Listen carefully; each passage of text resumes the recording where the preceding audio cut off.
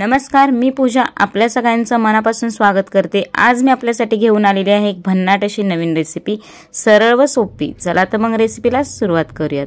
आज आपण लाल मटाची भाजी कशी तयार करायची ते पाहणार आहोत। त्यासाठी इथे लाल मटाची भाजी मी नीट करून घेतलेली आहे। देठ घ्यायचे नाहीत, देठ जर कोवळे असतील तर घेऊ शकता। देठ जर कोवळे नसतील तर फक्त आपल्याला त्याची पाने घ्यायची आहेत। भाजी तयार करण्यापूर्वी ह्याला 2 ते 3 वेळा स्वच्छ पाण्याने धुवून घ्यायचं आहे।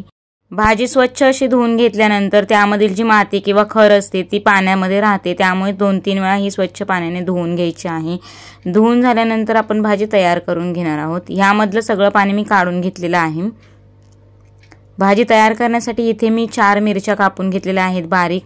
10 ते 15 लसणाच्या पाकळ्या मी बारीक कापून घेतलेल्या आहेत व त्याचबरोबर अर्धा चमचा जिरे पावडर घेतली। जिरे पावडर किंवा जिरे वापरू शकता। गॅसवरती कढई गरम करून घेतलेली आहे। त्यामध्ये 1.5 चमचे तेल घालायचं आहे। तेल गरम झाल्यानंतर त्यामध्ये लसूण, मिरची व जिरे पावडर घालायचे आहे। माझ्याकडे जिरे नव्हते त्यामुळे मी जिरे पावडरचा वापर केलेला आहे। तुमच्याकडे जर जिरे असतील तर जिरेच वापरावेत।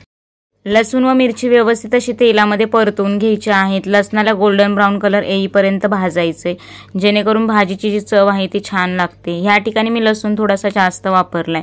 कोणतीही भाजी तुम्ही तयार करत असाल व लसूण त्यामध्ये जास्त वापरला तर चव ही वेगळी लागते किंवा मस्त असा फ्लेवर येतो भाजीला। या ठिकाणी लसूण व मिरची व्यवस्थित अशी भाजून झाल्यानंतर लाल मटाची भाजी आपण जी धुवून घेतली होती ती ह्यामध्ये घालून घ्यायची आहे।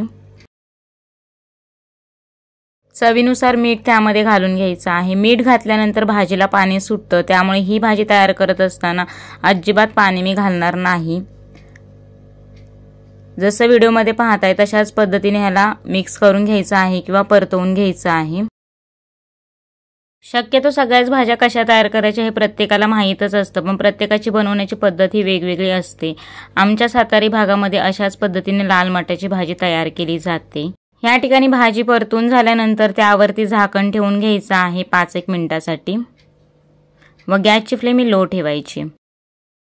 काही वेळानंतर कढईवरचं झाकण आपल्याला काढून घ्यायचं आहे व भाजी चेक करायची। भाजीमध्ये आपण मीठ घातलं होतं त्यामुळे त्याला बरचसं पाणी सुटलेलं आहे। भाजीमध्ये मी अजिबात पाणी ॲड केलेलं नव्हतं, तुम्ही बघू शकता। परतून घेतल्यानंतर पुन्हा एकदा ह्यावरती झाकण ठेवून घ्यायचं आहे। ही भाजी तयार करण्यासाठी अतिशय कमी वेळ लागतो, पटकन अशी तयार होते। गडबडीच्या वेळेस तुम्ही ही भाजी तयार करू शकता। काही वेळानंतर तुम्ही बघू शकता ह्यामधील पाणी जे आहे ते पूर्णपणे आटलेलं आहे व भाजीला कलर सुद्धा मस्त आलेला आहे। तुम्ही ह्यामध्ये शेंगदाण्याचं कूट सुद्धा वापरू शकता। आमच्या इथे अशाच पद्धतीने भाजी तयार केली जाते। खाण्यासाठी तयार आहे लाल मटाची मस्त अशी सुरेख भाजी। पुन्हा भेटूया अशा छानशा खमंग रेसिपी बरोबर। आजचा व्हिडिओ पाहिल्याबद्दल धन्यवाद।